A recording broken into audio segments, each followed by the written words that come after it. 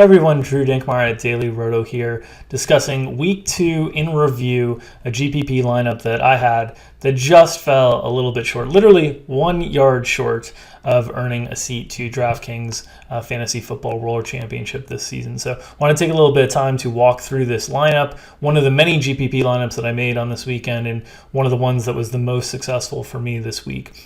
In week 2, we saw 2 games where the total on the games was way higher than all the other totals in the league, and it was New England and New Orleans and Green Bay and Atlanta. We really emphasized this week getting exposure to triple stacks from these 2 games, and then trying to fill with contrarian plays that could help build out a lineup.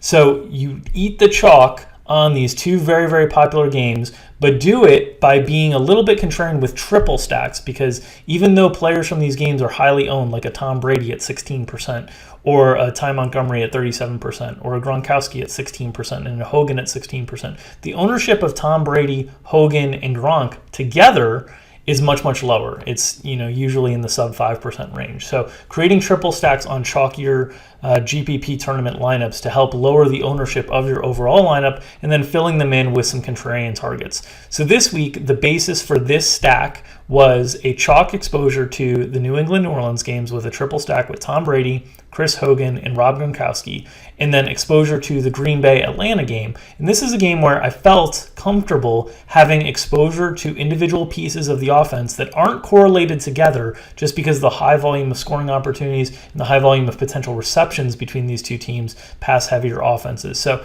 I had Ty Montgomery, very chalky, chalkiest player on the slate at 37%. Our cover boy over at DailyRoto.com, my favorite play on the entire slate, a player that I used in 70% of my GPP lineups this week. Totally comfortable eating the chalk, knowing I can differentiate in other spots. And then I had Davante Adams, who was one of the key pieces of this game that we highlighted as potentially lower owned. We knew Julio Jones would have ownership. We knew Aaron Rodgers would have ownership. We knew Ty Montgomery would have ownership. But we didn't think Davante Adams would have tons of ownership. And he came in at just 8%, under Randall Cobb, under Jordy Nelson, under Julio Jones. A way to be contrarian within a chalky game is taking a receiver that doesn't seem to be gravitating towards the ownership. Now, Davante fell just 1 yard short of that 100-yard bonus, and which is another 3-point bonus that would have helped me overtake Condia. Condia had a huge week in the industry, so congrats to him. He ended up taking home this seat. I was very, very close, but in order to fill out some of the contrarian pieces with this slate, with this chalkier New England stack, I chose Javorius Allen, who I thought Tom Brady stacks might have a lot of James White. Javorius Allen was at a similar price point at $4,100. James White was at $4,000.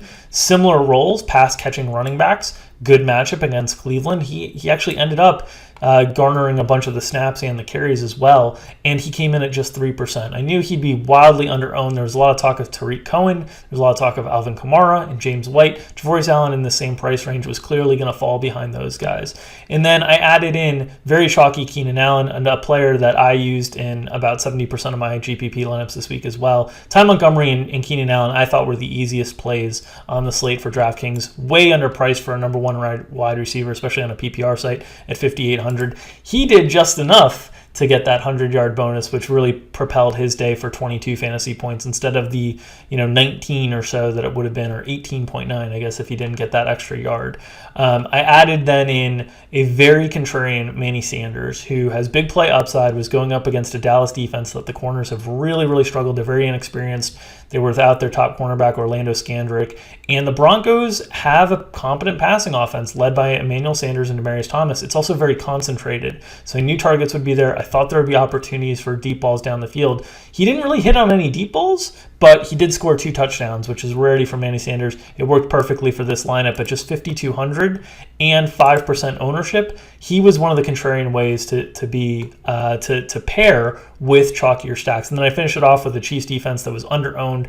We recommended this the whole week, that the Chiefs defense at $2,900 at home against a pass-heavy Philadelphia offense that, while they're talented, they are going to get a lot of dropbacks, which gives you lots of opportunities for sacks. They racked up 6 sacks, 1 interception, 1 fumble recovery. They also had 2 other strip sacks that the Eagles recovered. No touchdowns. Defensive touchdowns can obviously end up pushing your day in a big way, but 11 fantasy points for 2,900 was very, very strong in terms of the score. So felt really good about this overall lineup construction, pairing some chalk in terms of New England and Green Bay with some contrarian pieces like Manny Sanders and Javorius Allen to help push you up the leaderboards even when the chalk is doing really, really well. So fell just a little bit shy of the live final seat, ended up finishing 40th in the Millie Maker with this lineup. Had a couple other high finishes with this lineup that propelled a successful GPP week for me. But this is a way to not have to avoid the chalk entirely in NFL, but just being thoughtful of the overall lineup construction